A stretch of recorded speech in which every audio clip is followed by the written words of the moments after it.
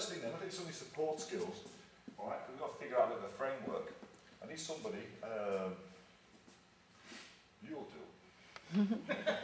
Show me your fighting stance.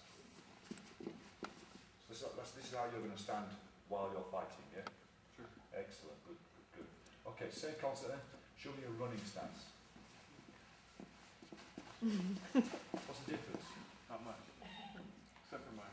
Not much. Really, there wasn't much difference there? Not a lot. Well, one of you stood still, and the other one you were moving. Sure. Now, when you're fighting, you're standing still, but when you're running, you're moving. Yeah? Is something wrong with that? Yes. Yeah. You know? Now, it's a trick question. Everybody does the same thing. You know, fighting, yeah, easy. Always like this or something along those lines. Running, if you do this, and you go. Because one of them is a dynamic activity, isn't it? Yeah? Absolutely right, but so's the other one. Yeah?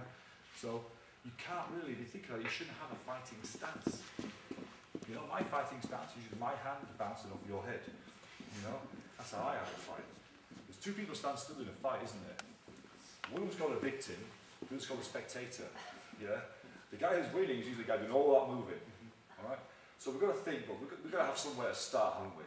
So just, if I can, just to indulge me, try and think of this as not really a fighting stance, it's a training position. Because, you know, otherwise we're running around the room, won't we, trying to correct you and stuff like that. I need you to stand still at some point. This is just like a snapshot taken out of a movie. Okay? So don't worry about where your hands are. If people say, no, your hands should be at 45 degrees or it should be here, all this sort of stuff. You think, yeah, but only when you're standing still and nothing is happening is that important for a photograph. In reality, it's moving the whole time. How do boxers stand when they're fighting? Boom, boom, boom, boom, boom. It's only that it's in between when they're kind of looking at each other and having a bit of a flirting competition, isn't it? Yeah? The flirting and foreplay is very, is fairly static in that kind of way. When they're actually fighting, though, it's complete movement. So we've got to think, if we're going to train to fight, we've got to train to move. So the standing still bit isn't as important as a lot of people think. When they start chastising you, your feet are in the wrong place, your hands are in the wrong place, all this sort of stuff. In reality, you're moving. Like you're shooting, all these stances. This and these kind of stances, all this sort of stuff. In reality, you're shooting like that half the time. That's the way it goes down. So, you've got to make the training fit the reality. Don't try and make the reality fit the training all the time. Alright? What I would say is, think about feet, put them, best place for your feet, where do you think?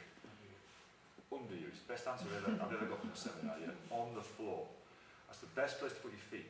Which foot, left or right, goes to the front? Sure, it's comfortable. The front one. Okay? That's about it. Don't try and micromanage this thing again. Your footwork is unconscious. You've all done it. You all got here. If you see anybody fall over, on the way here. So you're all good at footwork until what? Until someone says to you, oh no, your feet are all wrong there, man. That foot there, another degree out. Yeah, that's it. That's perfect. And when they start putting that sort of stuff in your head, that's when you fall over. Because your footwork becomes no longer an unconscious thing. Now you consciously think about your footwork. This is like a minor supporting act in a movie. It isn't the star, so if you give it too much billing, the star's going to complain. He's going to storm off the set. Okay? So you've got to think, as long as your feet are under you, and they're apart, and they're roughly pointing in the direction you want to go, it's all these kind of stances, you've got to worry about that. I think, if I stand like this, it means I can go this way, or that way, which means we're going to go this way, we're going to go nowhere, Before I can go that way, I have to do this. I have to turn. Nobody walked in like this. Okay? You point your feet where you want to go. Think when you run. Your feet are designed to point in the direction you're meant to move. So I would advise that rather than pointing them out here. People stand like this are expected to go nowhere. It's a static stance. It's a receptive kind of position, isn't it? If you're going to throw something at me, maybe I stand like this to catch it. If I'm going to chase after you, my feet straight away will line up. So I'll go. So feet apart, take advantage of the fact you've got two legs, not just the one. Close you put them, might as well only have one leg. Feet apart, we're meant to have four legs. We stood up a million years ago. We've had a bad back ever since, But we're meant to have four legs. That's why we put our heels on the floor, but animals don't. They leave their heels, but a dog. You know where a dog's heel is? It's right up here, isn't it? Or on a horse, etc. Because Because they don't need to have their heel on the floor, because they've got 4 feet on the floor. We've only got 2, so we put our heel down to give us what? More surface area, more stability. So when guys say, "Oh, be on your toes," he says, yeah, I look forward to seeing you on the floor when you're doing that. If you think about being light on your feet in a real fight, you're going to be right off your feet. Because think about it, it's not always going to be like this. Even in this sort of thing, you're going to fall over. You know, who wears high heels here? I don't want to get any answers from over there. Wear high heels? No. Ever fallen over in high heels? Yeah, yeah. You've worn them a lot? No. For a few years? Yeah. Yeah? So you've had a bit of experience wearing high heels, you still fall over in them. When you're fighting like this, you're wearing high heels in a fight. Without the heel. So it's worse than having high heels on. Put your feet flat on the floor. All that stuff like jumping backwards and forwards, but you've got to be quick on your feet. How quick do I have to be to cover this distance? Because this is where fights happen. Sparring happens here. Yes, yeah, you know, I've got to be pretty quick now. I've got to get you before you can do something.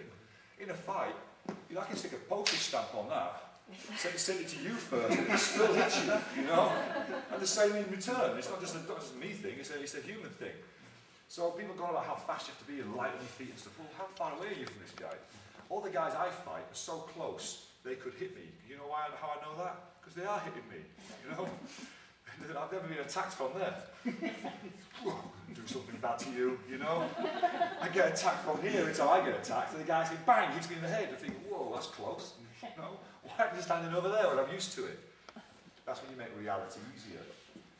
So we've got to think, feet on the floor. If I could, I'd wear those special shoes where you grab the floor like that, maybe, you know? Or maybe wear crampons. A bit tiring though, isn't it? You know, pull your feet on the floor. All right. Feet apart, feet in line. Real important is to keep a foot under your head. Now at the moment, no one's moving, so our head is in between. Okay? Just put your feet a little bit wider for the sake of a demonstration there, tennis. Yes, good. Head's right in the middle now, yeah? When you take a step forward, you've got to move your head. You don't move your foot, you move your head. You fall over. You know, you do this. Fall, and then your foot catches your head. So what are your feet for? All they stop your head touching the floor. That's it. They're not for walking on. They're to stop your head touching the floor. To walk, you unbalance yourself. You fall and catch, fall and catch, fall and catch. When you run, you jump and catch, jump and catch, jump and catch. So your foot, all it does is it stops your head touching the floor. It'll only do that properly if you put it right underneath your head. Now you won't fall over with this. You say, what about this foot? Yeah, that's what I'm kicking you in the testicles with. So I don't want lots of weight on that one. You know, I want to have it on one side of my body to give the other side of my body, because we are bipods, you know, we've got 2 sides to us, you know, we don't have another arm somewhere, you know what I mean? So we've got one on this side, one leg on that, so we do work on one side or the other side. Alright? So keep the head over the foot, it gives you all that body then to kick with, to hit with, whatever. People say, that's not very stable, is it? You know, in our style we have 2 feet on the floor. So what about guys who walk then? How do you manage that? Keep both your feet on the floor, but come over here. Well, you can't, you're moving one, aren't you? So it's impossible. So the guys that fight like that, you know, they must be really easy to fight. If you stand like that, when you go like that. You know what I mean?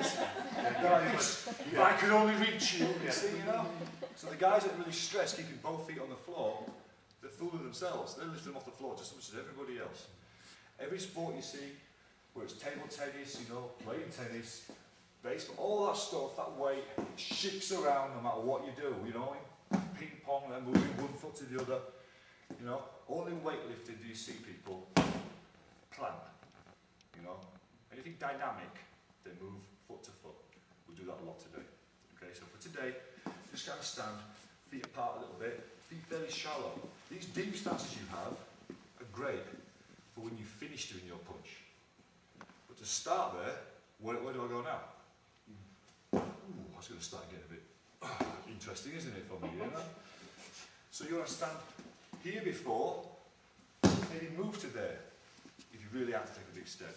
If that guy suddenly decided to stand too close to you, alright? So, Chris, any kind of stance and positioning, movement, positioning, we'll factor it in during the day, during tomorrow.